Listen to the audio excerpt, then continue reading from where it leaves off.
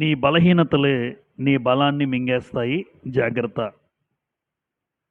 నీ బలహీనతలే నీకున్న బలాన్ని మింగేస్తాయి. ఈరోజు బలాన్ని మింగేయడం అంటే అర్థమేంటంటే జీవితం నాశనం అయిపోవడం. అంటే భౌతికంగా బలం పోవడం అని కాదు. నాకున్న బలం పోవడం అని కాదు. కాబట్టి వాస్తవానికి బలాన్ని మింగేయడం అనగానే చేయాల్సింది ఏంటంటే నా జీవితం నాశనం అయిపోవడం లేదా నాకు నష్టం కలగడం. అందుకే ఇక్కడ బలాన్ని మింగేయడం అంటే జీవితాన్ని నష్టపరచడం లేదా నాశనం చేయడం, ఆఖరికి నరకానికి నడిపించడం. కాబట్టి నీ బలహీనతలే నీ బలాన్ని మింగేస్తాయి. జాగ్రత్త. ప్రతి ఒక్కరి జీవితంలో కూడా బలహీనతలు అనేవి ఉంటాయి. అయితే ఆ బలహీనతలను క్రీస్తులో ఉన్న మనం ఏం చేయాలంటే బలహీనతల్ని జయించాలి. నాకున్న బలహీనతలు ఏంటో నేను చూసుకోవాలి. నాకు ఏ విషయంలో బలహీనత అయితే ఉందో ఆ విషయంలో నేను బలం పొందుకోవాలి. ఇప్పుడు గంటల తరబడి మొబైల్ ఫోన్ చూడడం నాకు బలహీనత అనుకోండి. ఇది లేకపోతే నేను ఉండలేను అన్న వాళ్ళని చూసారా మీరు? ఉన్నారు. ఎందుకు లేరు? అంటే ఇది లేకపోతే నేను ఉండలేను. తిండి లేకపోయినా పర్వాలేదు కానీ మొబైల్ ఫోన్ లేకపోతే, ఆ మొబైల్ ఫోన్లో నెట్ లేకపోతే మేము ఉండలేమంటారు. అంటే వాళ్ళకి ఏంటి బలహీనత? ఫోన్ అనమాట. వాళ్ళకి ఏదో చాటింగ్ చేసుకోవడం, ఏదో ఒక ఉద్దేశం మాట్లాడుకోవడం వాళ్ళ బలహీనత ఇది. అందుకే చూడండి, సంఘానికి వచ్చినా కూడా ఫోన్లు తెస్తూనే ఉంటాం. ఫోన్లు మధ్యలో వస్తే మాట్లాడుకోవడానికి వెళ్ళిపోతూ ఉంటారు చాలామంది. 2 గంటల ఆరాధనలో కూడా స్థిరంగా కూర్చోలేని వ్యక్తిత్వాలు ఉంటాయి కొంతమందికి. అందుకే నేనేమంటానంటే ఇది తేవడం దండగా, ఫోన్ తెచ్చినప్పుడు దాన్ని ఫ్లైట్ మోడ్లో పెట్టుకుంటే మంచిది. ఎందుకంటే ఫ్లైట్ మోడ్లో పెడితే అవతలోడికి ఫోన్లు రావు, మనకి ఇబ్బంది ఉండదు. లేదంటే ఏదో ఫోన్ రావడం, మన దృష్టి వాక్యం మీద కాకుండా మారిపోతుంది. అది నీ బలహీనత. అపవాది యొక్క ప్రణాళికలో భాగమే మొబైల్ ఫోన్. యవ్వన జీవితాన్ని నాశనం చేయడానికి ఉపయోగించే ఆయన బలమైనటువంటి సాధనం అపవాదికి ఇది. కాబట్టి ఈరోజు నీ బలహీనతలే నీ బలాన్ని మింగేస్తాయి. ఎందుకన్నానంటే ప్రతి ఒక్కరిలో ఉన్నటువంటి బలహీనత అపవాదికి బలం. నీ బలహీనత వాడికి బలం. వాడికి ఒక వ్యక్తిని చూసి ఈ వ్యక్తి ఎందులో బలహీనంగా ఉన్నాడో ముందు చూసుకుంటాడు. ఏ విషయంలో బలహీనంగా ఉంటాడో ముందు చూసుకుంటాడు. ఆ బలహీనత బట్టి ఆ వ్యక్తుల్ని ప్రేరేపిస్తాడు. అలా ప్రేరేపించి వాడు దాని బలం పొందుకొని నీ బలాన్ని మింగేస్తాడు. నీ జీవితం నాశనం చేస్తాడు. ఇక్కడ మానవ జీవితంలో కొన్ని బలహీనతలు రాశాను. చాలా ఉన్నాయి. కొన్ని బలహీనతలు ప్రాముఖ్యంగా మనకి కనబడిన బలహీనతలు ఏంటో రాశాను ఇక్కడ. కోపం. అందరూ వినండి. కోపం ఏంటి? బలహీనత. కక్షలు, పగలు, ప్రతీకారాలు, మోసం చేయడం. ఎదుటివాడిని మోసం చేసి లాభం వచ్చిందనుకోండి, అది నీ బలహీనత. వాడేమనుకుంటాడు? డబ్బు వచ్చిందని ఆనందంతో ఉంటారు. ఎదుటివాడిని మోసం చేసి నువ్వు పొందుకునే డబ్బు నీ బలహీనత. ధనాపేక్ష బలహీనత. లోకాసులు బలహీనత.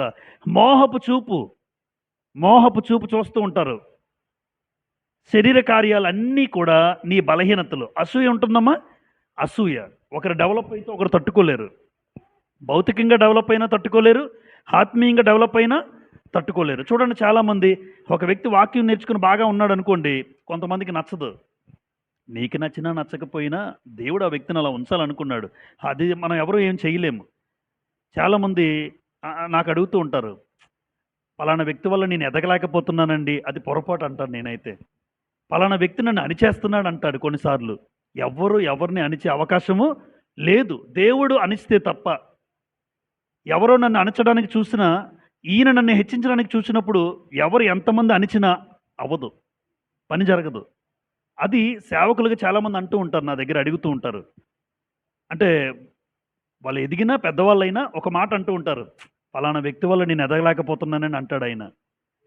ఆ వ్యక్తి వల్ల నేను ఎదగలేకపోతున్నాను, నేను ఎదుగుతుంటే నన్ను నొక్కేస్తున్నాడు, అణిచేస్తున్నాడు అంటారు. ఎవ్వరి వల్ల సాధ్యం కాదండి, దేవుడి వల్ల తప్ప. దేవుడు నిన్ను హెచ్చించాలంటే ఎంతమంది అణిచేయాలని చూసినా వాళ్ళ తరం కాదు. ఒకవేళ అలాంటి వాళ్ళు అణిచేయాలని చూసినా వాళ్ళ మీద తప్పు చూపించి దేవుడు వాళ్ళని రోడ్డుకి ఈడిస్తాడు. అరే తప్పు నీదే, ఆయింది కాదంటారు. కాబట్టి ఎవరైనా దేవుల్లో మనం చక్కగా కొనసాగుతూ ఉంటే నీ బలహీనతలు, అసూయ అనేది ఎప్పుడు మనలో రాకూడదు. ఎదిగితే ఎదగనివ్వండి. భౌతికంగా సంపాదించుకుంటే సంపాదించుకునివ్వండి, ఆస్తులు పెరుగుతున్నాయా పెరగనివ్వండి, నీకు అసూయ రాకూడదు ఎప్పుడు మన జీవితంలో. అది నీ బలహీనత. ఇక్కడ ఈరోజు నీకున్న బలహీనతలు ఏంటి ఆలోచించు అని రాశాను. నాకున్న బలహీనతలు ఏమైనా ఇక్కడ ఉన్నాయా? లేదు. వ్యక్తి జీవితంలో బలహీనతలు ఏర్పడడానికి ప్రధానమైన కారణం ఏంటంటే అపవాది. కొరింథీయులకు రాసినటువంటి మొదటి పత్రికలో 3వ అధ్యాయం, మొదటి కొరింథీ 3వ అధ్యాయం, అపోస్తలుడైన పౌలు ఇలా మాట్లాడుతూ, కొరింథీయులకు రాసిన మొదటి పత్రిక 3వ అధ్యాయం చూడండి. మొదటి కొరింథీ 3వ అధ్యాయం 2వ వచనం. అప్పట్లో మీకు బలము చాలకపోయినందున పాలతోనే మిమ్మల్ని పెంచితిని గాని అన్నముతో మిమ్మల్ని పెంచలేదు. మీరింకను శరీర సంబంధులై ఉండుట వలన ఇప్పుడును మీరు బలహీనులై ఉన్నారు కారా? మీలో అసూయయు కలహమును ఉండగా మీరు శరీర సంబంధులై మనుష్య రీతిగా నడుచుకునేవారు కారా అన్నాడు. ఇక్కడ అన్నము పాలు ఇవన్నీ దేనికి సూచన అంటే వాక్యం, వాక్యానికి సూచన.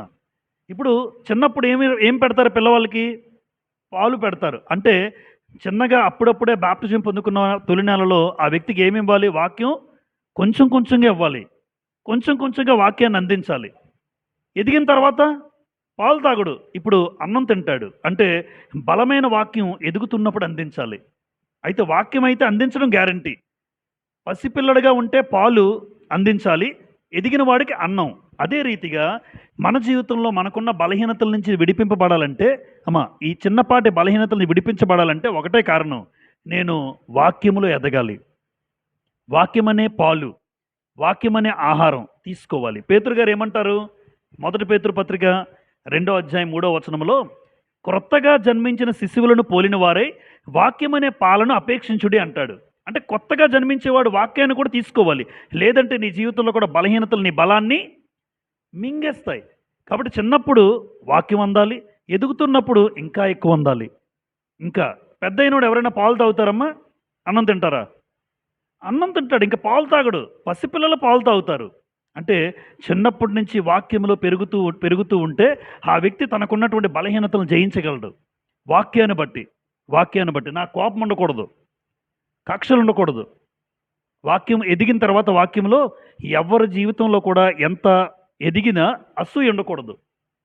ఏ చెల్లిని అక్కను దొంగ చూపులు చూడకూడదు. నేను వాక్యంలో ఎదిగిన వాడిగా ఏ చెల్లిని అక్కను దొంగ చూపులు ఎప్పుడు నా జీవితంలో రాకూడదు. ఎందుకంటే ఎదిగినవాడు. ఆ వాక్యమే లేకపోతే ఈరోజు నాలో ఈ బలహీనత ఉంటుంది, ఎవరిని చూసినా చూడాలనిపిస్తుంది. ఆ మోహపు చూపు ఎందుకు ఉండకూడదంటే వాక్యంలో ఎదిగిన వాడివి. ఎప్పుడైతే ఆ వాక్యమైన ఆహారం తీసుకుంటున్నావో నీకున్న బలహీనతలు దేవుడు దూరం చేస్తూ ఉంటాడు. ఈరోజు బైబిల్ గ్రంథంలో, పరిశుద్ధ గ్రంథంలో కొంతమంది జీవితాలు రాశారు. చాలామంది ఉన్నారు. జస్ట్ మనకు ఒక ఐడియా కోసం, ఒక ఆలోచన కోసం. అంటే ఏ మనిషి అయినా బలహీనతలు ఉంటాయా అంటే ఉంటాయి. అయితే ఆ మనిషి బలహీనతలు ఇక్కడ ఈ నలుగురిని ఎందుకు రాశాను చెప్పమంటారా? ఆ నలుగురిని ఎందుకు రాశాను? చాలామంది ఉన్నారు. సంసోను లేరమ్మా? సంసోను బలహీనపడ్డా? ఆ దెలీలా అనేక మంది స్త్రీల దగ్గరికి వెళ్ళి ఆయన వ్యభిచారము లేదా జారత్వం చేసిన వాడిగా చూడగలం. అంటే సంసోనుకు ఒక బలహీనత ఉంది. దేమ బలహీనపడ్డా? లోకాశలు ఇక్కడ రాశాను నేను. లోకాశలు. దేమ ఇహలోకాన్ని స్నేహించి లోకానికి వెళ్ళిపోయాడు. 2 తిమోతి పత్రిక 4:10 ఉంటుంది. 2 తిమోతి 4:10.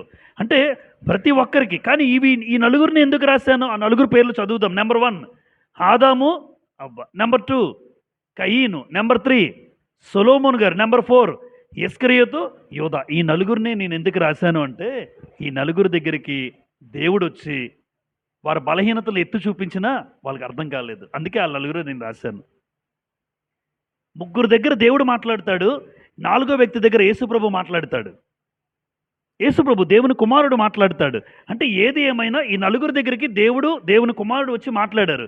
అంటే ఒక అవకాశం ఇచ్చారు. అరే బాబు, నీలో బలహీనత ఉంది అని చెప్పినా డోంట్ కేర్, ఏం పర్వాలేదు అనుకున్నారు. అది వద్దు అని చెప్పినా చేశారు. అందుకే నేను ఆ నలుగురిని మాత్రమే రాశాను. అంటే ఈరోజు దేవుడు ప్రత్యక్షంగా ఆదాము, అవ్వ, కయీనుతో, సొలొమోనుతో ప్రత్యక్షంగా దేవుడు మాట్లాడినా వాళ్ళు వారి బలహీనతలు ఏం చేసుకోలేకపోయారు? తెలుసుకొని సరిచేసుకోలేకపోయారు. ఈరోజు వాక్య వెలుగులో ఈ నలుగురు కూడా, ఈరోజు దేవుడు కూడా మనతో మాట్లాడుతున్నాడు. ప్రతిరోజు వాక్యము ద్వారా మనతో మాట్లాడుతున్నాడు. ఆ వాక్యం ద్వారా మాట్లాడుతున్నప్పుడు నాకు జ్ఞానం ఉంటే నేనేం చేయాలి అంటే, నా బలహీనత దేవుడు తెలియజేస్తూ ఉంటాడు. అందుకే ఒక్కొక్కసారి మీరు మాట్లాడతారు. నా గురించే మాట్లాడారు బ్రదర్ అంటది ఒక చెల్లి, ఒక అక్క. రాజేశ్వరి గారు ఎక్కువ అంటుంటారు, బ్రదర్ వాక్యం నా గురించే వచ్చింది ఈరోజు. సంతోషం. మీ గురించి వచ్చిందంటే మీ బలహీనత దేవుడు మాట్లాడాడు. ఆవిడ చెప్పింది చాలామంది చెప్పలేకపోవచ్చు. చాలామందికి తెలుస్తాయి, అరే ఈ బలహీనత నాలో కూడా ఉందే అని మీకు అనిపిస్తుంది వాక్యం విన్నప్పుడు. ఒకవేళ మీకు అలా అనిపిస్తే, దేవుడు నీ గురించే మాట్లాడాడు అని అనిపిస్తే, ఖచ్చితంగా నీకు ఒక అవకాశం ఇచ్చాడు ఆ బలహీనత నుంచి నువ్వు బయటపడని చెప్పడానికి. లేదంటే నీ బలహీనతే నీ జీవితాన్ని నాశనం చేస్తుంది, నీ బలాన్ని మింగేస్తాడు అపవాది. అందుకే పేతురు పత్రికలు ఏముందమ్మా, 1 పేతురు 5:8 ఎవరిని మింగుదునా అని గర్జించే సింహం వలె అపవాది వెతుకుతూ తిరుగుతున్నాడట. వెతుకుతూ తిరుగుతున్నాడు అంటే ఎవడు దొరుకుతాడా, ఎవడు బలాన్ని మింగేద్దామా, ఎవరి జీవితాన్ని నాశనం చేద్దామా. దొరకాలి అంటే మనలో ఏముండాలి? బలహీనతలు ఉండాలి. ఈరోజు దేవుడు మాట్లాడుతున్నాడు నేరుగా. ఆ బలహీనతలు లేకుండా మనం జాగ్రత్త పడదాం. నెంబర్ 1, ఆదాము అవ్వ వీళ్ళకున్న బలహీనత ఏంటంటే అబద్ధాలు ఆడడం, సాకులు చెప్పడం. అబద్ధాలు, సాకులు, ఒకరి మీద ఒకరు నెట్టుకుంటూ ఉంటారు. ముందుగా అబద్ధం ఆడడం. అబద్ధాలు ఆడడం బలహీనత. ఖచ్చితంగా 100కి 100 బలహీనతే. అది చిన్నదా పెద్దదా పర్వాలేదు. మళ్ళీ ఒక ఆయన అంటున్నాడు, మంచి అబద్ధమే కదండి అంటున్నాడు. మంచి అబద్ధం అట. అంటే ఎదుటివాడికి మంచి జరగాలని అబద్ధం ఆడించినా పర్వాలేదా? అబద్ధం అనేది దేవుడు ఎప్పుడు స్వీకరించడన్నమాట. అది అబద్ధం అయితే, అబద్ధం ఆడే పెదవులు యెహోవాకు హేయము అన్నాడు సామెతలు 12:22. అబద్ధం ఆడే పెదవులు యెహోవాకు హేయం, ఆయనకి నచ్చదు. మరి మంచి చెడ్డ అనేది నువ్వెలా నిర్ణయించగలవు? అబద్ధము అబద్ధమే. అబద్ధానికి జనకుడు అపవాది. యోహాను సువార్త 8:44 ఉంటాయి. అబద్ధమాడువాడు ఆయన తండ్రి అపవాది, వాడి స్వభావాన్ని బట్టే మాట్లాడుతున్నాడు అంటాడు యేసుప్రభు వారు అక్కడ. కాబట్టి ఆదికాండం 3:8 నేరుగా చూడండి. ఆదికాండము 8 3 3:8 చల్లపూట ఆదామును అతని భార్యయు తోటలో సంచరించుచున్న దేవుడైన యెహోవా స్వరమును విని, దేవుడైన యెహోవా ఎదుటికి రాకుండా తోట చెట్ల మధ్యన దాక్కొనగా, దేవుడైన యెహోవా ఆదామును పిలిచి, నీవు ఎక్కడ ఉన్నావనెను. ఆదామా నువ్వెక్కడా అని దేవుడు అడిగాడు. వీళ్ళేమో చెట్టు పక్కన దాక్కున్నారు. 10వ వచనం. అందుకతడు, నేను తోటలో నీ స్వరం విన్నప్పుడు దిగంబరిగా ఉంటుంది గనుక భయపడి దాక్కుంటున్నాను నేను. అందుకు ఆయన, నీవు దిగంబరమని నీకు తెలిపిన వాడెవడు? నీవు తినకూడదని నేను నీకు ఆజ్ఞాపించిన వృక్షఫలములు తింటివా అని అడిగాను. అందుకు ఆదాము, నాతో ఉండుటకు నీవు నాకు ఇచ్చిన ఈ స్త్రీయే ఆ వృక్షఫలములు కొన్ని నాకు ఇయ్యగా నేను తింటిని. 13. దేవుడైన యెహోవా స్త్రీతో, నువ్వు చేసింది ఏంటని అడిగాడు. స్త్రీ, సర్పము నన్ను మోసపుచ్చినందున తింటిన నేను. నీ బుద్ధి ఏమైందమ్మా అవ్వమ్మ? నీ బుద్ధి ఏమైంది? అందుకే ఎప్పుడు కూడా ఎవరైనా పలానా వాడి వల్ల నేను పాడైపోయినా అనకూడదు. అది తప్పది. నీ బుద్ధి ఏమైంది? ఆడేదో చెప్పాడు, పలానా వాళ్ళతో తిరగడం వల్ల ఆ వాళ్ళ వల్లే నా కొడుకు పాడైపోయాడు, వాళ్ళ వల్లే మా అమ్మాయి పాడైపోయింది అని అనేస్తాను నేరుగా జనరల్గా. మరి వాళ్ళతో ఎందుకు మీ అమ్మాయి తిరగాలి? వాళ్ళతో ఎందుకు మీ అబ్బాయి తిరగాలి? వాళ్ళు చెడ్డోళ్ళని తెలిసినప్పుడు ఈడెందుకు వెళ్ళాలి? ఈడు బుద్ధి ఏమైంది? మరలా మనం ఏమంటామంటే, వాళ్ళు చెడ్డోళ్ళండి, వాళ్ళతో తిరగడం వల్ల మా అమ్మాయి పాడైపోయింది, మా అబ్బాయి పాడైపోయింది. ఇవి సాకులు. ఇప్పుడు నిజంగా అవ్వమ్మకు బుద్ధి ఉంటే, ఆ సమయంలో దేవుడు తినద్దు అన్నాడు, ఆవిడ తిన్నది. ఆవిడ చేసిన తప్పు ఏం చేసిందంటే, పాము సర్పము నన్ను మోసపుచ్చింది అంటుంది. దేవుడు ఒక్కసారి చెయ్యొద్దు ఆజ్ఞ ఇచ్చాడంటే ఆజ్ఞను మనము పాటించాల్సిందే. ఆజ్ఞ అతిక్రమం ఖచ్చితంగా పాపం అవుతుంది. ఆయన వద్దన్నాడంటే వద్దు, తినండి అన్నంటే తినాలి. 100 చెట్లు తిని ఒక ఫలం తినద్దంటే అదే ఎత్తుక్కున్నారు వీళ్ళిద్దరూ కూడా. పైగా ఏం చేసావు ఆదామాన్ని అడిగితే, నువ్వు నాకు ఇచ్చిన భార్య తినమందని తినేశాను. మరి ఆయన తినద్దన్నాడు కదా. 17 వచనంలో ఏమన్నాడు చూడండి, అక్కడే 3:17. ఆయన ఆదాముతో దేవుడు, నీవు నీ భార్య మాట విని తినవద్దని నేను నీకు ఆజ్ఞాపించిన వృక్షఫలములు తింటివి. చూసారా, నువ్వు ఎవరి మాట విన్నావు? నా మాట, మీ భార్య మాట. నిన్నెవరు పుట్టించారు? తన చేతులతో ఆదికాండం 2:7 దేవుడు నేలమంటితో నరుని నిర్మించి వారి నాసికారంధ్రంలో జీవవాయువును ఊదగా నరుడు అంటే నిన్ను పుట్టించిన వ్యక్తికి గౌరవం ఇవ్వలేదు నువ్వు. ఒకవేళ గౌరవం ఇస్తే ఆ వ్యక్తి మాటను వినాలి. ఇప్పుడు పెళ్ళైన వాళ్ళు తల్లిదండ్రుల మాట వినకుండా భార్య మాట వింటారు. నన్ను పుట్టించింది ఈ భూమి మీద దేవుడే, కానీ భౌతికంగా తల్లిదండ్రులు ఇచ్చారు. ఇప్పుడు వీళ్ళిద్దరి మాటలు ఎవరి మాట వినాలి అంటే, నా మంచి కోరే తల్లిదండ్రులు చెప్తున్నప్పుడు ముందు వాళ్ళకి నేను మాట వినగలగాలి. ఈ భార్య వచ్చి నెగిటివ్గా చెప్తుంది అనుకోండి, మొన్న కాక నిన్న వచ్చినటువంటి భార్య చిన్నప్పటి నుంచి కని పెంచి పోషించి సంరక్షించి ఆ తల్లిదండ్రుల మాట కాదని గ్రంథానికి వ్యతిరేకంగా చెప్తుంది అనుకోండి, అమ్మ నువ్వు చెప్పింది తప్పు అని అనగలుగుతున్నారు ఈరోజు భర్తలు? కాదు. ఆవిడ ఏం చెప్తే అదే చేస్తాను నేను. అప్పుడేమంటారు, నువ్వు నీ భార్య మాట విన్నావు. ఈ అమ్మా నాన్న అంటారు భౌతికంగా భూమి మీద, అరే నీ భార్య మాట వినేసావురా, నిజం చెప్తున్నావు నువ్వు నమ్మట్లేదురా. ఒకవేళ నిజం జరిగితే అంటే కొంతమంది తల్లిదండ్రులు నెగిటివ్గా ఉన్న వాళ్ళు ఉంటారు లోకంలో, చాలా తక్కువ శాతం ఉంటారు. భార్య నెగిటివ్గా చేసే పరిస్థితులు కూడా ఉంటాయి. కానీ ఒకటి మాత్రం వాస్తవం, ముందు ఈ తండ్రి ఏమన్నాడంటే, నువ్వు నీ భార్య మాట విన్నావు అన్నాడా దేవుడు ఆదాముని. నేనేమన్నాను? తినద్దన్నాను. నువ్వేమో భార్య మాట విన్నావు. అంటే ఎవరికి ప్రాధాన్యతనిచ్చావు ముందు? నీ భార్యకి. మరి నన్ను పక్కన పెట్టేశావు, నన్ను దూరం చేసేసావు. అసలు నీ పుట్టుక కారణమే నేను. ఈరోజు మనందరి పుట్టుక కారణం ఎవరమ్మా? దేవుడు. అలాంటప్పుడు ముందుగా ఎవరి మాట వినాలి? దేవుడి మాట. అందుకే ఎప్పుడైనా భార్యాభర్తలు మాట్లాడుకున్నా ఎవరైనా నేనేమంటానంటే, మీ మాటల మధ్యలో దేవుడిని తీసుకురండి. దేవుడు చెప్పాడా చెప్పలేదా అని ఒక భార్య చెప్పినట్టు మనం చేసేకు నువ్వు, ఒక భర్త చెప్పినట్టే చేయకు. దేవుడు అలా చేయమన్నాడా లేదా అని గ్రంథం అడగాలి. ఆ అడగకపోవడమే ఆదాము అవ్వ చేసిన తప్పు. ఇప్పుడు ఏం చేశారంటే ఒకరి మీద ఒకరు అబద్ధం ఆడుకుంటున్నారు, సాకులు చెప్పుకుంటున్నారు. నువ్వు భార్య వల్ల తిన్నానంటాడు, పాము వల్ల తిన్నానని ఆవిడంటది. సాకులు చూడండి. కాబట్టి ఈరోజు ఆదాము అవ్వ వాళ్ళతో దేవుడు మాట్లాడాడు. ఏమని మాట్లాడాడు? ఈ తోట మధ్యలో మంచి చెడులు వృక్షం ఇచ్చే ఫలములు మీరు తినకూడదు. ఆయన చెప్పినా కూడా వినలేదు. అవకాశం ఇచ్చినా కూడా వాళ్ళు చేజార్చుకున్నారు. ఈరోజు వారి బలహీనత వల్ల అపవాది వాళ్ళ బలాన్ని ఏం చేశాడు? మింగేశాడు. అందుకే 24వ వచనంలో ఏమని రాస్తుంది? 23 దేవుడిని యెహోవా అతడు ఏ నేల నుండి తీయబడినో దాన్ని సేద్యపరచుటకు ఏదేను తోటలో నుండి అతన్ని పంపివేసెను. మీరిద్దరూ వెళ్ళిపోండి నాకు దూరంగా అన్నారు. అమ్మ ఎవరికి దూరం అయ్యారు చెప్పండి? దేవుడికి దూరం అయ్యారు. అంటే దేవునితో సహవాసానికి దూరం అయ్యారు. అంటే ఒక బలహీనత దేవుడికి నిన్ను దూరం చేస్తుంది. నువ్వు చెప్పే అబద్ధం, నువ్వు చెప్పే సాకు దేవుడికి నిన్ను దూరం చేస్తుంది. దేవుడికి దూరం అయిపోవంటే ఎవరికి దగ్గరైనట్టు? అపవాదికి దగ్గరైనట్టు. దేవుడికి దూరం అయ్యాడంటే అపవాదికి దగ్గరైనట్టు. ఈరోజు ఆదాము అవ్వ వారి జీవితంలో చేసినటువంటి పొరపాటు, వారి జీవితంలో ఏర్పడిన బలహీనత చూసారా? దేవుడికి దూరం అయిపోయారు, దేవునితో ఉండే సహవాసానికి దూరం అయిపోయారు. నెంబర్ 2 ఎవరు? కయీను.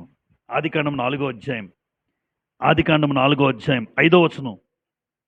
ఆదికాండం 4వ అధ్యాయం 5వ వచనం. కయీనును అతని అర్పణను ఆయన లక్ష్య పెట్టలేదు. ఎవరు? దేవుడు కయీను అర్పణను ఏం చేశాడు? లక్ష్య పెట్టలేదు. కాబట్టి కయీనుకు మిక్కిలి కోపము వచ్చి అతడు తన ముఖము చిన్నబుచ్చుకొనగా, 6వ వచనం అందరూ వినండి. యెహోవా కయీనుతో నీకు కోపమేలా? అమ్మ ఎవరితో మాట్లాడుతున్నారు ఇక్కడ? దేవుడు ఏమని చెప్పాడమ్మా? కయీను నీకు కోపం ఎందుకు అంటే దేవుడు నేరుగా మాట్లాడాడు. కోపం ఎందుకు అన్నాడంటే కయీనుకు బలహీనత దేవుడు చూపిస్తున్నాడు. నీలో ఏ బలహీనత ఉందో తెలుసా? కోపం. మీ తమ్ముడు అర్పణ స్వీకరించాను, నీ అర్పణ స్వీకరించలేదు. ఎందుకయ్యా నా అర్పణ తీసుకోలేదని మోకరిల్లి నువ్వు అడగచ్చు కదా. అలా అడగకుండా ఏం చేశాడమ్మా? కోపం. అందుకే దేవుడు యెహోవా కయీనుతో నీకు కోపమేలా, ముఖము చిన్నబుచ్చుకున్నావేమి అని అడిగాడు. అప్పటికైనా మారాలి కదమ్మా. అంటే దేవుడే మాట్లాడిన కయీను తనకున్న బలహీనతైన కోపాన్ని విడిచిపెట్టలేదు. ఎప్పుడు కూడా గుర్తుపెట్టుకోండి, దేవుడు నేరుగా మాట్లాడినా కూడా నాకున్న బలహీనత ఆ రోజు మీరు విడిచిపెట్టకపోతే ఆ బలహీనతే నీ జీవితంలో నీ నాశనానికి నడిపిస్తుంది. ఈరోజు ఏ కోపం అయితే ఉందో ఆ కోపం తర్వాత ఈ స్టేజ్లో ఏమైందో తెలుసమ్మా? కోపము మారిపోయి తమ్ముడిని చంపినంత స్థితికి వెళ్ళిపోయాడు. ఇప్పుడు దేవుడు మాట్లాడాడు 6వ వచనంలో. తమ్ముడిని ఎప్పుడు చంపాడో తెలుసా? 8వ వచనంలో చూడండి. కయీను తన తమ్ముడైన యెహేబేలుతో మాట్లాడెను. వారు పొలములో ఉన్నప్పుడు కయీను తన తమ్ముడైన యెహేబేలు మీద పడి అతన్ని అంటే కోపం ఒక వ్యక్తిని చంపడానికి తీసుకెళ్ళిపోయింది. అదే 6వ వచనంలో దేవుడు మాట్లాడినప్పుడు, అరే దేవా నన్ను క్షమించండి, నిజమే మా తమ్ముడు అర్పణ స్వీకరించామని కోపం పెట్టుకున్నాను. కోపం గురించి మాట్లాడారు. మీరే నేరుగా మాట్లాడారు. నా బలహీనత ఏంటో తెలియజేశారు. నన్ను క్షమించండి అయ్యా అని అనలేదు. ఆ రోజు మోకాళ్ళ మీద పడి ఉంటే కయ్యను ఈరోజు దేశదిమ్మర అయిపోయాడు కాదు. 12వ వచనం. నీవు నేలను సేద్యపరిచినప్పుడు అది సారం ఇక మీదట నీకు ఇయ్యదు. నీవు భూమి మీద దిగులు పడుచు దేశదిమ్మరవై ఉంటావు. చూసారా, కోపము ఎక్కడికి తీసుకెళ్ళింది? దేశము దిమ్మరైపోయాడు. దేశ దిమ్మరంట. అంటే ఎందుకు పనికిరాని జీవితం, ఎందుకు పనికిరాని వాడిగా మిగిలిపోయాడు. దేశ దిమ్మరే అడుగుతారు కదా, అంటుంటారు, అరే ఎందుకురా దేశ దిమ్మరలా తిరుగుతున్నావు అని అడుగుతారు. అంటే ఆడి పని తిరగడమే. ఎవ్వడికి పైసా ఉపయోగం లేదు వాడి వల్ల. అలాంటి వాళ్ళని దేశ దిమ్మరలు అంటారు. ఇప్పుడు కయ్యని జీవితం, తనకున్న బలహీనత కోపం. ఆ బలహీనత దేవుడు తెలియజేసినా కూడా, దేవుడే నేరుగా మాట్లాడి బలహీనత చెప్పినా కూడా కయ్యను మారలేదు. ఒక అవకాశం ఇచ్చాడు. ఆ కోపం ఏమైందంటే ఆ బలహీనత వల్ల అపవాది తన బలాన్ని మింగేశాడు. ఆ విషయం కయ్యను నాశనం అయిపోయిన స్థితి కూడా కయ్యనికి అర్థం కాలేదు. దేశదిమ్మరైపోయాడు. అందుకే అన్నాను ఇక్కడ, నీ బలహీనతే అపవాదికి ఏమవుద్ది? బలం. నీకున్న కోపం అపవాదికి బలం. ఆ కోపంతో ఏదేదో మాట్లాడుతూ మనుషుల మధ్య దూరం పెరిగిపోద్ది. ఆ వ్యక్తికి వెజ్జికి సంఘంలో గొడవలు, సంఘంలో సమస్యలు, కోపాలు రగిలిపోతుంటూ సంఘాన్ని చీలిపోయే పరిస్థితులకు వచ్చి అపవాది సంతోషపడుతుంటాడు. అమ్మయ్య సంఘాన్ని 2 ముక్కలు చేసేసాను నేను. కోపం వచ్చినప్పుడు ఆ కోపం విషయంలో, అందుకే కోప్పడు కానీ పాపం చెయ్యొద్దు అన్నాడు. ఎందుకంటే కోపంలో పాపం చేసే అవకాశము ఉంది. ఇప్పుడు ఏం చేశాడు ఈ మహానుభావుడు? కోపంలో తమ్ముడిని చంపేశాడు వెళ్ళి. నీ కోపం తమ్ముడు మరణానికి కారణం నీ బలహీనత. కొంతమంది కోపం చచ్చిపోయిన ఏమంటారు బీపీ, హై బీపీ, కట్టలకి తెంచుకుని నరాలు పగిలిపోయి ఈ బ్రెయిన్లో చిట్లిపోతాయి. నీ కోపమే. అందుకే 37వ కీర్తనలో ఏమంటాడు? 37వ కీర్తన 8వ వచనంలో, ఆగ్రహాన్ని విడిచిపెట్టుము, కోపము మానుము అంటాడు. 37వ కీర్తన మీరు ఒకసారి మరలా జ్ఞాపకం చేసుకుందాం. 37:8, కోపము మానుము, ఆగ్రహము విడిచిపెట్టుము, అది కీడుకే కారణం అన్నాడు. అంటే నీ కోపము నీకు కీడు. ఎప్పుడు మన జీవితంలో కోపం అనేది మన జీవితంలో బలహీనత. ఆ బలహీనత మనం ఏం చేయాలి? విడిచిపెట్టాలి. అందుకే దేవుడు మాట్లాడుతున్నాడు, ఒకవేళ మీలో కోపం ఉంటే కోపాన్ని విడిచిపెట్టండి. లేదు అంటే ఆ కోపమే నీ జీవితంలో ఒక రోజు నాశనం చేస్తుంది. కోపం వల్ల ఏం సాధించాడు? యాకోబు ఏమంటాడు? యాకోబు 1:19లో, నరుని కోపము దేవుని నీతిని నెరవేర్చదు. నీ కోపం దేవుని నీతిని కూడా కోల్పోయావు. కాబట్టి తన కోపమే, పద్యం రాస్తాడు వేమన, తన కోపమే తన శత్రువు, తన శాంతమే తనకు రక్ష అంటాడు. తన కోపమే తన శత్రువు. ఈరోజు కయ్యని జీవితం ఎవరు నాశనం చేయలే. చేతులారా దేవుడు మాట్లాడినా కూడా నీ బలహీనత అపవాదికి నువ్వు అవకాశం ఇచ్చేస్తావు. వాడు నిన్ను మింగేశాడు, నీ బలాన్ని మింగేశాడు, నీ జీవితాన్ని నష్టపరిచాడు కయ్యను. నెంబర్ 3, జ్ఞాని అయిన సొలొమోను గారు. ఈయనలో ఉన్న బలహీనత ఏంటి అంటే అక్కడ రాశాను, మోహపు చూపు, కామాతురత ఈయనలో ఉన్నాయి. రాజుల మొదటి గ్రంథం 11వ అధ్యాయం. రాజుల మొదటి గ్రంథం, ఈయనతో కూడా దేవుడు మాట్లాడతాడండి వచ్చి. చూడండి, రాజుల మొదటి గ్రంథం 11వ అధ్యాయం. రాజుల మొదటి గ్రంథం 11వ అధ్యాయం.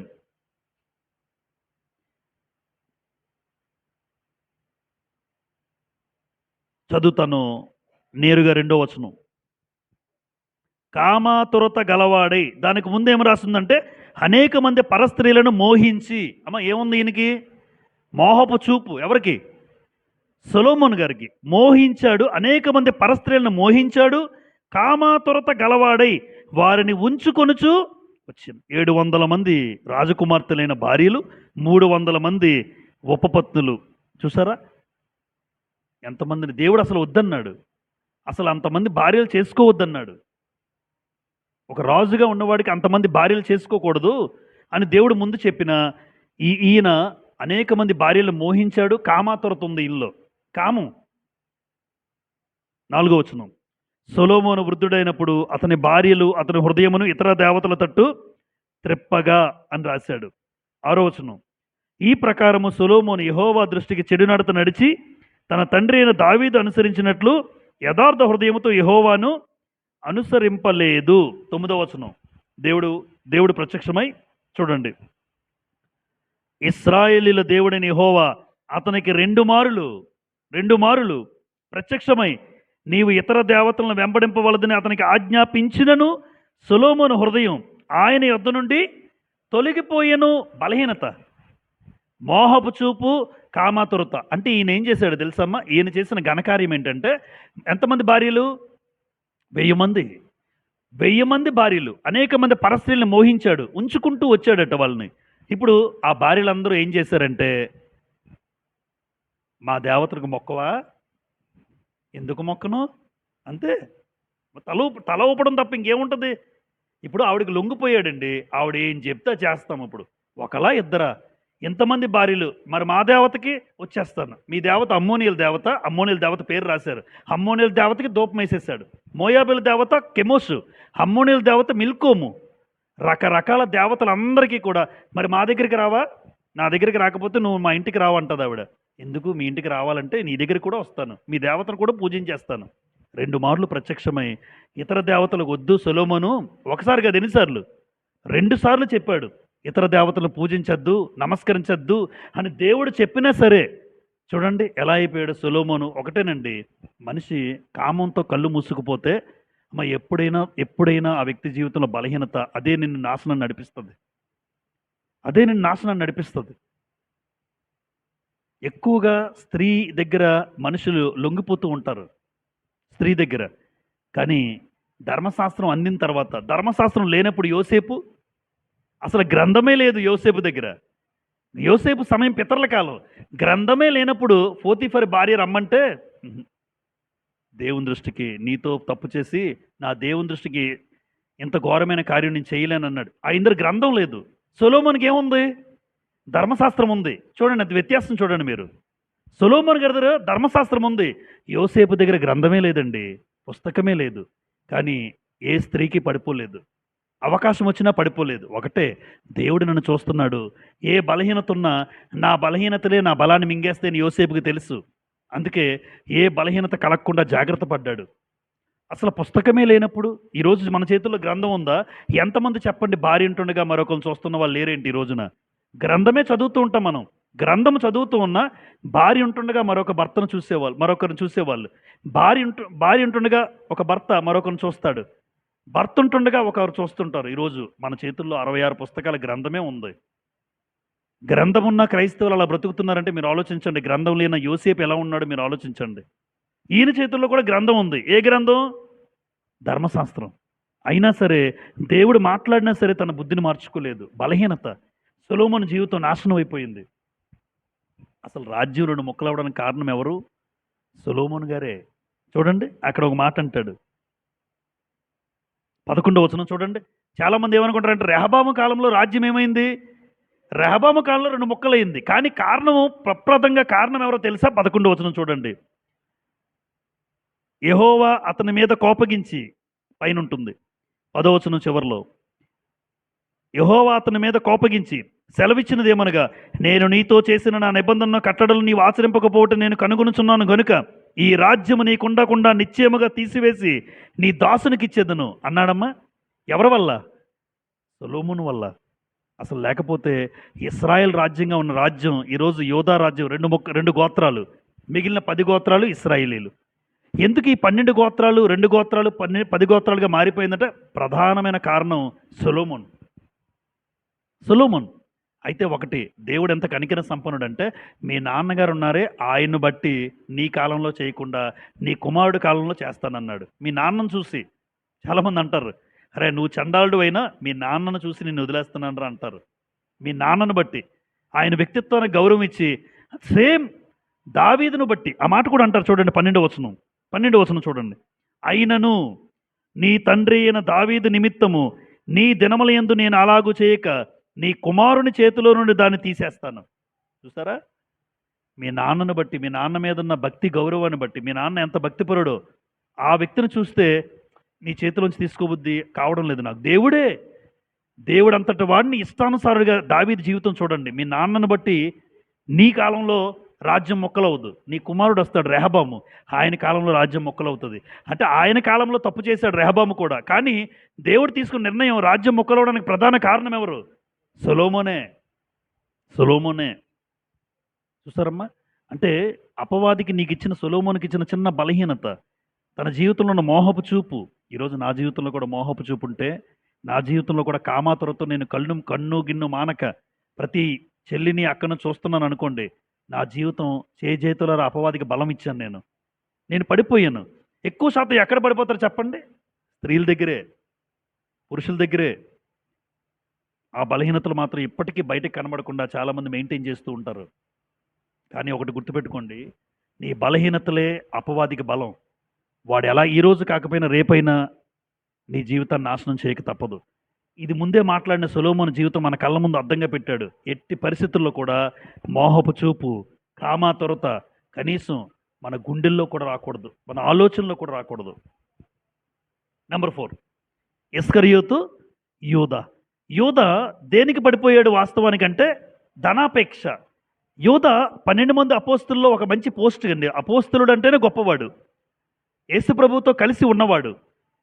వాస్తవానికి యోధా కూడా ఎవరినైనా లేపగలడు, చనిపోయిన వారిని లేపగలడు. యోధా కూడా చనిపోయిన వారు లేపగలడు, ఒక రోగగ్రస్తుని స్వస్థపరచగలడు ప్రార్థన చేసి. అంత ఆధిక్యత ఉంది యోధాకి.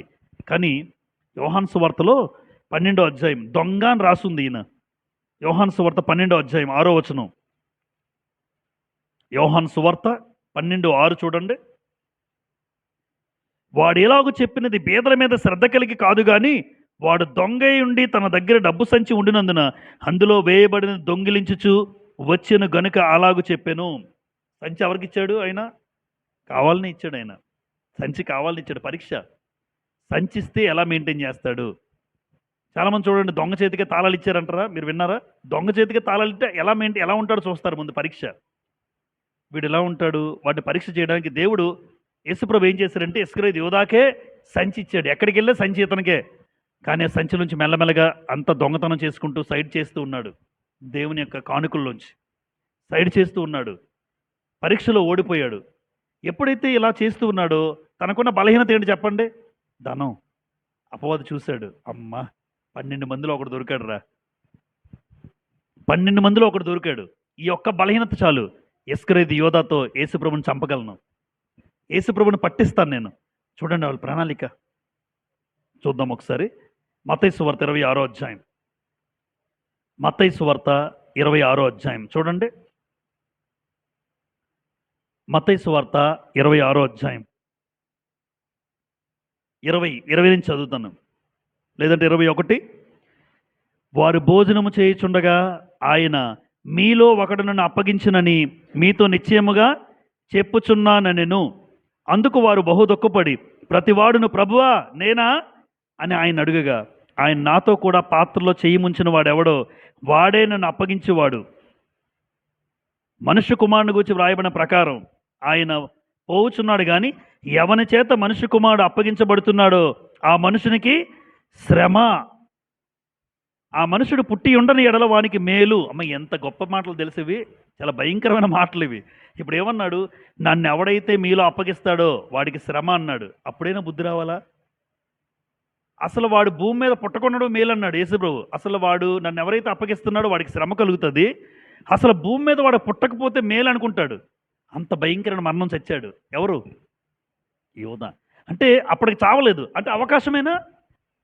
యేసుప్రభువే నేరుగా చెప్పాడు, ఈరోజు నాతో ఎవరైతే ఈ భోజనంలో చేయి వేస్తున్నారో మీలో నన్ను ఒకడు అప్పగిస్తున్నాడంటే కాళ్ళ మీద పడిపోవాలి. నేనా నేనా నేనా నేనా అని అడుగుతున్నారు అందరూ అడుగుతున్నారు. ఆఖరికి మరి అడగాలి కదా ఆయన కూడా. నేనా అన్నాడు. నీ దగ్గరికి వచ్చినప్పుడు యేసుప్రభు అన్నారు, నువ్వన్నట్టే. అరే నువ్వేరా అని చెప్పడం, నువ్వన్నట్టే, నువ్వే. గుండె పగిలిపోయి కాళ్ళ మీద పడి, అయ్యా నన్ను క్షమించండి అని ఇస్కరియోతు యోధా అనుంటే ఈరోజు తలకిందులుగా కింద పడి పేగులు బయటకు వచ్చేవి కాదు. అపోస్తల కార్యాలు చదువుతాం మనం 1వ అధ్యాయంలో. పేగులు కిందకు పడి చస్తాడు. పేగులు కింద పడి పేగులు బయటకు వచ్చేస్తాయట. చూడండి, పడినప్పుడు కింద నుంచి పడి రివర్స్లో పడతాడు, పేగులు బయటకు వచ్చేస్తాయి. అంటే అంత భయంకరమైన మరణం. ఎందుకు పొందుకున్నాడంటే ధనాపేక్ష. ఇస్కరియోతు యోధాకున్న బలహీనత. ఈరోజు డబ్బు ఎప్పుడు కూడా ప్రమాదకరం. ఎంత డబ్బు పెరుగుతుందో నువ్వు అంత ఇబ్బందుల్లో పడతావు. ఎంతగా నువ్వు సంపాదిస్తున్నావో అంత ఇబ్బంది. మనకి ఎంత అవసరమో దేవుడు ఇస్తూ ఉంటాడు. అందుకే పెద్ద పెద్ద వాళ్ళతో కంపారిజన్స్ పెట్టుకోకూడదు మనం. వాళ్ళు, వీళ్ళు అంటే వాళ్ళకున్న సవాలక్ష ఇబ్బందులు. మనకెంత నేను దేవుడికి సహాయం చేయగలిగే పరిస్థితిలో ఉండి, ఎదుటివాడికి ఒక ₹100 ఇవ్వగలిగే స్థానంలో నేనుండి, నేను ఎవరి దగ్గర చేయి చాపకుండా ఉంటే చాలదా? దేవునికి కానుక ఇవ్వగలిగే స్థితిలో ఉండి, ఒక పేదవాడు నన్ను అడిగితే కనీసం ₹100 ఇవ్వగలిగే స్థితిలో నేనుండి, నా చేతులతో నేను అన్నం తింటూ ఎవరికి దగ్గర చేయి చాచకుండా ఉంటే అది చాలదా? అంతకు మించిన డబ్బులు నీ జీవితానికి నాశనం. చాలామంది ధనాపేక్ష కలిగి, అందుకే తిమోతి పత్రికలు ఏమన్నాడు, 1 తిమోతి 6:10లో, ఎందుకనగా ధనాపేక్ష సమస్తమైన కీడులకు మూలం అనేస్తాడు. అసలు సమస్తమైన కీడు కలగడానికి మూలం ధనాపేక్షే. ఇస్కరియోతు యూదా ప్రాణం తీసుకున్నాడు. ఆమె యేసుప్రభు మాట్లాడా అంటే దేవుడు మాట్లాడారు, దేవుడు మాట్లాడారు, దేవుడు మాట్లాడారు, ప్రభువు మాట్లాడారు. ఎంతమంది మాట్లాడినా ఇక్కడ కూడా మారుంటే బాగున్ను. ఇస్కరియోతు యూదా మరణించకపోదును, నిజంగా 12 మందిలో ఒకటిగా ఉన్ను. కానీ అక్కడ కూడా అవకాశం సద్వినియోగం చేసుకోలేకపోతే చూసారా? ఈరోజు ఈ మాటలు బట్టి మనకేమవ్వాలి? దేవుడు వీరందరితో మాట్లాడినా సరే అవకాశం ఇచ్చినా వినియోగించుకోలేకపోయారు. ఈరోజు ఈ మాటలు వింటున్న మీరు లేదా నేను, నీకే బలహీనతలు ఉన్నాయి? ఇక్కడ రాసిన ఏ బలహీనతలైనా నీలో ఉన్నాయా? ఒక్కసారి చూసుకోండి. నాకున్న బలహీనతలు ఏమైనా నాలో ఉంటే నేను అపవాది చేతిలో దొరికిపోతాను ఒక రోజున. నా బలహీనత అపవాదికి బలం. అందుకే ఇక్కడ ఏం రాశానంటే, అబ్రహాం గారి జీవితంలో ఒక అద్భుతమైన సంఘటన జరిగింది, లేదా అద్భుతంగా దేవుడు మాట్లాడాడు. అబ్రహాం గురించి దేవుడిచ్చిన సాక్ష్యంగా ఒక పౌలు గారు ఏమంటాడో చూడండి. అబ్రహాం గురించి ఒక మాట, రోమపత్రిక 4వ అధ్యాయం, రోమీలకు రాసిన పత్రిక 4వ అధ్యాయం, రోమీలకు రాసిన పత్రిక 4వ అధ్యాయం 19 చదువుతాను చూడండి. 19, మరియు అతడు విశ్వాసమునందు బలహీనుడు కాక రమారమి 100 ఏండ్ల వయసు గలవాడై ఉండి, అప్పటికి తన శరీరం మృతతుల్యమైనట్టును శారా గర్భము మృతతుల్యమైనట్టు ఆలోచించెను. అంటే విశ్వాసమందు బలహీనుడైపోయాడా? బలహీనుడు కాలేదా? అబ్రహాము విశ్వాసమునందు బలహీనుడు కాలేదు. అంటే అబ్రహాం బలవంతుడు. ఏ విషయంలో? విశ్వాసములో బలవంతుడు కాబట్టి అపవాది అబ్రహామును ఏం చేయలేకపోయాడండి. ఎందుకంటే ఆయన గొప్ప విశ్వాసపరుడు. ఆయన విశ్వాసాన్ని బట్టి ఈరోజు చాలామంది విశ్వాసంలో బలహీనలు ఉంటారు. ఎలా? ఆచారాలు పాటిస్తారు, సాంప్రదాయాలు, కట్టుబాట్లు, విధి విధానాలు, తప్పదండి, చెయ్యాలండి, రకరకాలుగా మాట్లాడుతూ ఉంటారు. ఇవన్నీ ఏమనుకుంటున్నారు? విశ్వాసంలో బలమా? బలహీనుడు.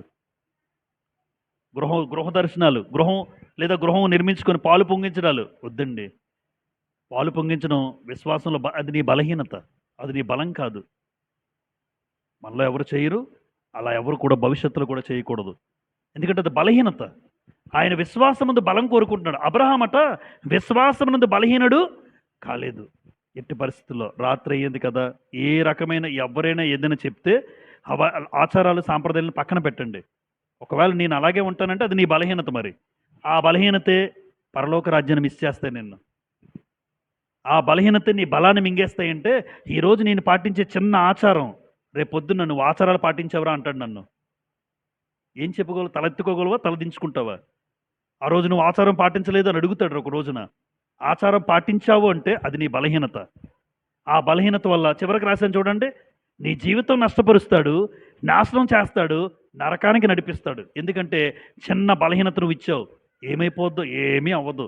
అది పొంగించినా పర్లేదు, పొంగించకపోయినా పర్లేదు, నువ్వు చేసినా పర్లేదు, చేయకపోయినా, అంటే ఆ వాటితో సంబంధమే లేదు. నా జీవితంలో దేవుడిచ్చిన దాన్ని బట్టి మనం ముందుకెళ్ళాలి. అంతేగాని అవి చేసి ఎప్పుడు మన జీవితంలో కోరుండి నాశనం తెచ్చుకోకూడదు. అది నీ బలహీనత అనమాట. ఎవరో వస్తారండి, ఆ పెద్దక్క వస్తుంది. పెద్దక్క వచ్చి ఏదో చెప్తుంది, బాబు చెయ్యాలి బాబు అంటుంది. పెద్దక్క, చిన్నక్క నువ్వేమి చెప్పొద్దమ్మా, పెట్టిన భోజనం తినేసి వెళ్ళిపో సైలెంట్గా, అంతే. పెట్టిన భోజనం తిని వెళ్ళిపో. సలహాలు సూచనలు దేవుడు ఎప్పుడో చెప్పేశాడు.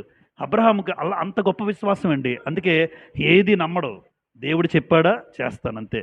మనుషులు చెప్పింది ఎప్పుడు మనం అవకాశం ఇవ్వకండి. ఎప్పుడు యేసుప్రభు కాలంలో ఒక ఆవిడ 18 ఏండ్ల నుండి కూడా ఒక రోగంతో బాధపడుతుందట.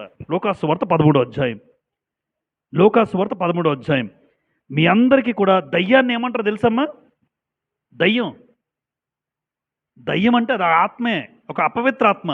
ఈరోజు దయ్యం పట్టుకున్నవాడు అని గ్రంథంలో మనం చూస్తూ ఉంటాం. మత్తయి, మార్కు, లూకా, యోహాన్లో. లోకాసువార్త 13వ అధ్యాయం చూడండి.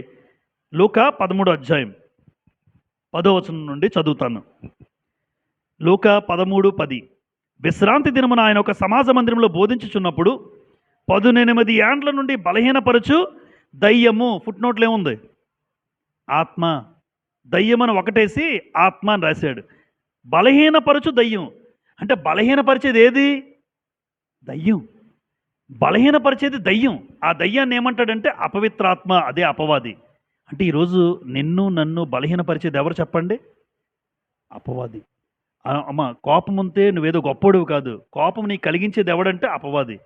రే నువ్వు తగ్గకు, ఎట్టి పరిస్థితులు తగ్గకు అంటుంటాడు. పక్కనే ఉంటాడు, మన పక్కన కనబడ్డు. ఎందుకంటే అపవాది ఏ రూపం? ఆత్మరూపం. దేవుడు ఆత్మరూపం. అపవాదుడు కూడా అపవిత్రాత్మ, ఇది ఆత్మరూపం. అందుకే బలహీనపరచు దయ్యం అన్నాడు. ఒక వ్యక్తిని బలహీనపరిచేది దయ్యమే, అపవాదే బలహీనపరుస్తాడు. అందుకే ఈరోజు నీకే బలహీనత ఉన్నా జాగ్రత్త. అపవాది బలం పొందుకొని ఆ బలహీనత నుంచి నిన్ను పాడు చేస్తూ ఉంటాడు. ఇక్కడ చూడండి, అక్కడ చదువుదాం ఒకసారి, చూడండి 11వ వచనం. 18 ఏండ్ల నుండి బలహీనపరచు దయ్యం పట్టిన ఒక స్త్రీ అచ్చట ఉండెను. ఆమె నడుము వంగిపోయి ఎంత మాత్రము చక్కగా నిలవబడలేకుండెను. 12. యేసు ఆమెను చూచి రమ్మని పిలిచి, అమ్మా, నీ బలహీనత నుండి విడుదల పొంది ఉన్నావని ఆమెతో చెప్పి. అమ్మ, దేని నుంచి విడుదల? యేసు ప్రభు వచ్చినప్పుడు నీ బలహీనత నుంచి విడుదల. అంటే ప్రతి ఒక్కరూ కూడా తమ బలహీనత నుంచి విడుదల దయచేసేవాడు ఎవరు? ప్రభువు మాత్రమే, దేవుడు మాత్రమే. ఈరోజు నాకు బలహీనతలు ఉన్నాయండి, ప్రార్థన చేస్తాం. అయ్యా, నాకు చాలా బలహీనతలు ఉన్నాయి. బయటికి వెళ్తుంటే అందరినీ చూడాలనిపిస్తుంది. లోకం వైపు ఆశలు వెళ్ళిపోతున్నాయి. దయచేసి నాలోంచి ఆ బలహీనత తీసేవా అని ఎప్పుడైనా అడిగారా? నీకున్న బలహీనత, నాకు కోపం ఎక్కువ ఉంది, దయచేసి ఆ కోపాన్ని నాకు దూరపరచండి. అనవసరంగా ప్రతి వ్యక్తి మీద నేను కోపానికి గురవుతున్నాను, ఆ కోపం నాలోంచి తీసేవా? దేవుడిని అడగాలి. ఇప్పుడు యేసుప్రభు ఏమంటాడు? అమ్మా. ఆయన మాట తీరు చూడండి ఎలా ఉందో. ప్రతి ఒక్కరితో ఎలా అంటాడు ఆయన? అమ్మా. వ్యభిచారంతో పట్టబడిన స్త్రీని కూడా అమ్మా. అందుకే యేసుప్రభు నోటి నుంచి వచ్చే మాట దయగలిగిన మాటలు అన్నాడు గ్రంథంలో. ఇక్కడ బలహీనపరచు దయ్యం ఆమెను చూచి నీ బలహీనత నుంచి విడుదల పొందామన్నాడు. ఈరోజు యేసుప్రభువే మనందరి బలహీనతల నుంచి విడుదల చేసేది. ఒకవేళ నీకే బలహీనతలున్నా ప్రార్థన చేయండి. నీకే బలహీనతలున్నా, పలానా మోహపు చూపు ప్రతి స్త్రీని చూడాలనిపిస్తుంది. సెల్ ఫోన్లో అశ్లీల దృశ్యాలు, ఆ బొమ్మలు, ఆ వీడియోలు చూడాలనిపిస్తుంది. ప్రార్థన చెయ్యి. తమ్ముడు నాగేష్ ఒకసారి అన్నాడు, అన్యా సెల్ ఫోన్లో యూట్యూబ్ చూస్తుంటే అలా ఉండిపోతున్నానని అన్నాడు నాగేష్. మోకరిల్లి నీ బలహీనత కూర్చొని తమ్ముడు ప్రార్థన చేయి తమ్ముడు. అదే చెప్పాను నేను తమ్ముడికి. ఎందుకో యూట్యూబ్ చూస్తుంటే ఆగట్లేదు, నాకు అలా చూస్తూనే ఉన్నాను. కొన్నిసార్లు సినిమా పాటలు కూడా చూస్తున్నానన్నయ్య అన్నాడు. అయితే ప్రార్థన చేయి తమ్ముడు. ఎందుకంటే అపవాది ఎలాగైనా నీ బలహీనతను క్యాష్ చేసుకుంటున్నాడు, నిన్ను పాడు చేయడానికి, నీ జీవితం నాశనాన్ని నడిపించడానికి. దయచేసి మన జీవితంలో కూడా నిన్ను నన్ను బలహీనత వైపు నడిపించేది అపవాది ఆలోచన.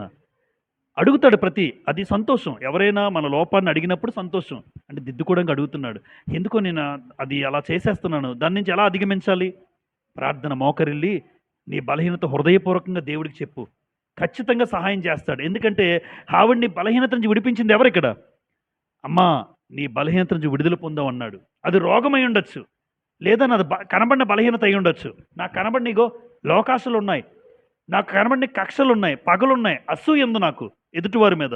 దయచేసి ఎదుటివాడు బాగుపడుతుంటే తట్టుకోలేకపోతున్నాను, తీసేవా? నా ఎదుటివాడు కూడా నా కుటుంబంలాగే చూడగలిగే మనస్తత్వం నాకు ఇవ్వవా?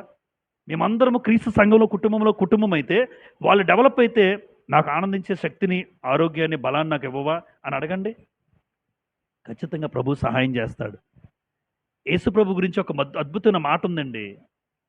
హెబ్రీ పత్రిక 4వ అధ్యాయం. యేసు ప్రభు మన బలహీనతలన్నీ ఆయన మీద మోసుకున్నాడని రాసుంటుంది అక్కడ. చూడండి, మత్తయి సువార్త 8వ అధ్యాయం చదివి అక్కడికి వెళ్దాం. మత్తయి సువార్త 8వ అధ్యాయం 17వ వచనం. మత్తయి సువార్త 8వ అధ్యాయం 17వ వచనం చూడండి. 8:17. ఆయన మాట వలన దయ్యములను వెళ్ళగొట్టి రోగుల నెలను స్వస్థపరిచెను. అందువలన ఆయనే చూడండి, ఆయనే మన బలహీనతలను వహించుకొని మన రోగములను భరించెను. మన బలహీనతలన్నీ ఎవరి మీద మోపుకున్నాడు ఆయన? ఎందుకు అంటే, నేను పాపం చేసినప్పుడు, పాపంలో బ్రతుకుతున్నప్పుడు నేను బలహీనుణ్ణి. పాపం చేయడానికి నా కళ్ళు, పాపం చేయడానికి నా అవయవాలు. ఇప్పుడు యేసుప్రభు ఏం చేశారంటే, మనందరం బాగున్నప్పుడు చనిపోయాడా, పాపం చేసినప్పుడు చనిపోయాడమ్మా? మనందరం పాపులుగా ఉండగానే ఆయన మన కొరకు చనిపోయాడు. అంటే నీ బలహీనతల కోసం ఆయన చనిపోయాడు. నీ బలహీనతల కోసం ఆయన చనిపోయాడు. మరి అలాంటప్పుడు నీ బలహీనత కోసం చనిపోతే నువ్వేం చేయాలి? నీ బలహీనత లేకుండా నువ్వు జాగ్రత్త పడాలి. ప్రభువా, ఇంకా నా బలహీనతలు నీ మీద మోపుతున్నానే అన్న భావన నీకు ఉండాలి. చూడండి, ఇప్పుడు హెబ్రీ పత్రిక 4వ అధ్యాయం. హెబ్రీ పత్రిక 4వ అధ్యాయం 15వ వచనం. హెబ్రీ 4:15. మన ప్రధాన యాజకుడు ఎవరు? యేసుప్రభు. మన ప్రధాన యాజకుడు మన బలహీనతల యందు మనతో సహానుభవం లేనివాడు కాడు గాని సమస్త విషయములలోనూ మనవలే శోధింపబడినను ఆయన పాపము లేనివాడిగా ఉండెను. అమ్మ, యేసుప్రభు ఈ లోకానికి శరీరధారిగా వచ్చారా లేదా? వింటున్నారమ్మా? శరీరధారిగా వచ్చాడు. ఆయనకి కోరికలు ఉంటాయా? ఉంటాయి. ఎందుకంటే ఆయన కూడా తింటున్నారు కదా, భౌతికమైన భోజనమే తింటున్నాడు ఆయన కూడా. అంటే ఆయన దేహానికి శరీర కోరికలు ఉంటాయి. అయితే ఇక్కడ రాయబడిన మాట ఏంటంటే, యేసు ప్రభు మన బలహీనత అనుభవం లేనివాడు కాదు. నీ బలహీనత ఏంటో ఆయనకి తెలుసు. ఆయన కూడా శరీరధారిగా ఉన్నప్పుడు ఆయనకి ఆకలేసింది, ఆయనకి కోరికలు ఉన్నాయి. కానీ ఒకటి, ఆయన బలహీనతలో ఉన్నప్పుడు కూడా పాపం లేనివాడిగా ఉన్నాడు. అంటే ఈరోజు ఒక వ్యక్తి పాపానికి నడిపించేది నీ బలహీనత. యేసుప్రభువు తన బలహీనతలో కూడా ఏమి లేనివాడిగా ఉన్నాడు?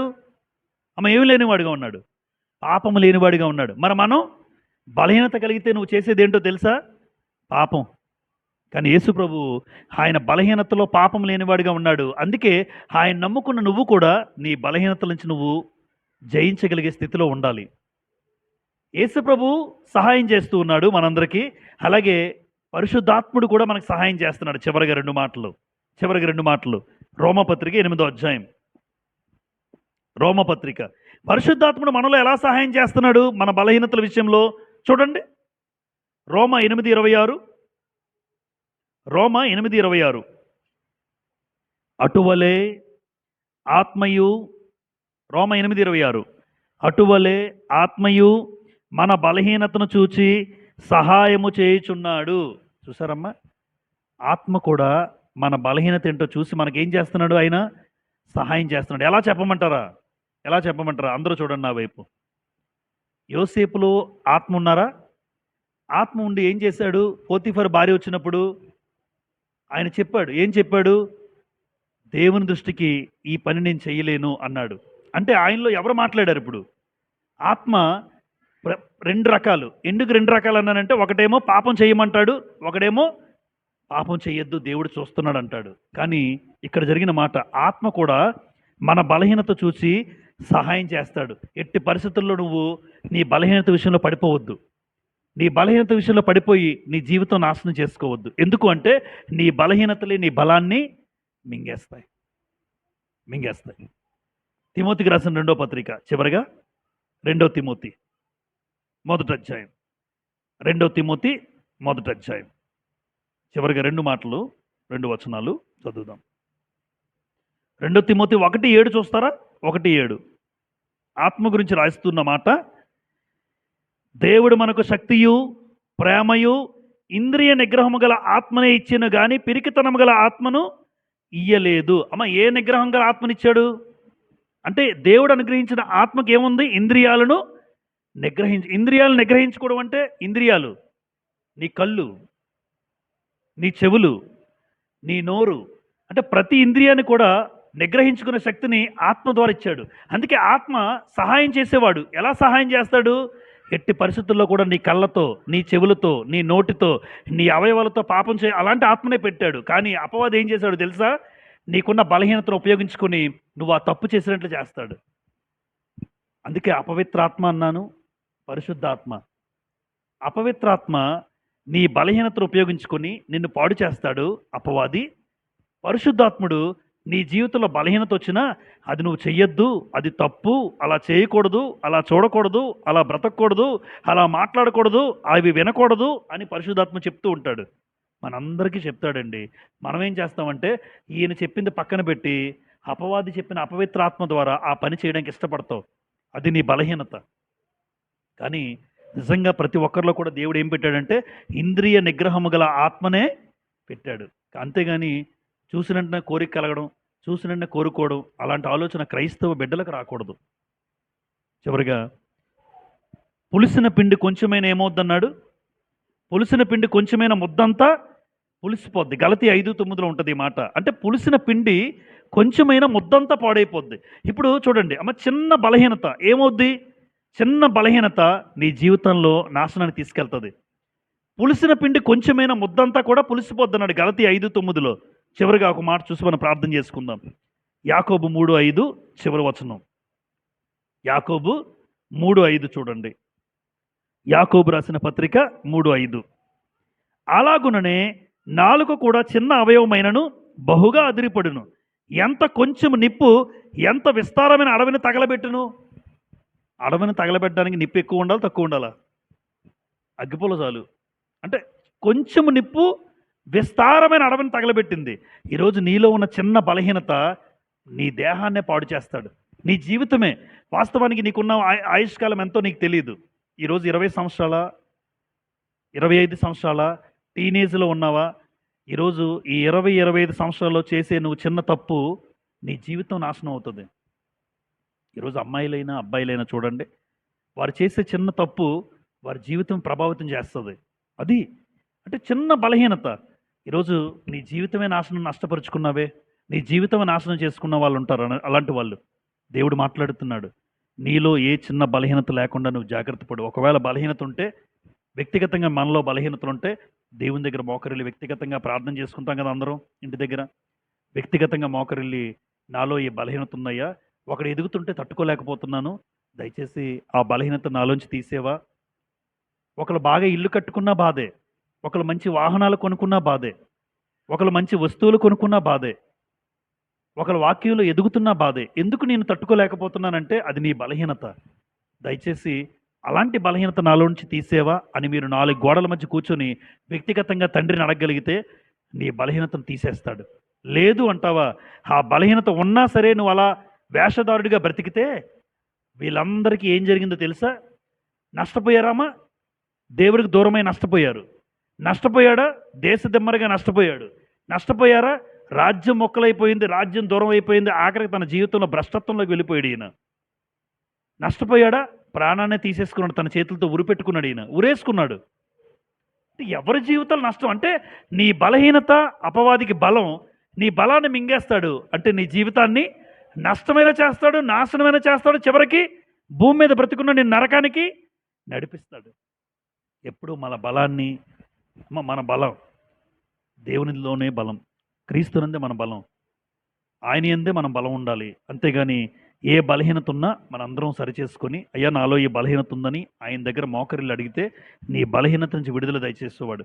ప్రభు సహాయం చేస్తూ ఉన్నాడు, పరిశుద్ధాత్ముడు సహాయం చేస్తూ ఉన్నాడు. దేవుడు కూడా ప్రత్యక్షంగా పరోక్షంగా వాక్యపు వెలుగులో మనందరితో మాట్లాడుతున్నాడు. ఈరోజు వాళ్ళతో మాట్లాడినప్పుడు వారు వినలేదు. ఈరోజు ఈ మాటలు మాట్లాడుతున్న మనం కూడా వినకపోతే, నా బలహీనతల నుంచి నేను విడుదల పొందకపోతే ఖచ్చితంగా ఏదో ఒక రోజున నీ బలహీనతే నేను నాశనానికి నడిపిస్తుంది. ఆ బలహీనత నేను పడిపోకుండా ఈరోజు దేవుడు మనందరితో మాట్లాడాడు. కాబట్టి ఓపికతో మీ అందరికీ కూడా హృదయపూర్వకమైన వందనాలు చెల్లిస్తూ ముగిస్తున్నాను. అందరికీ వందనములు.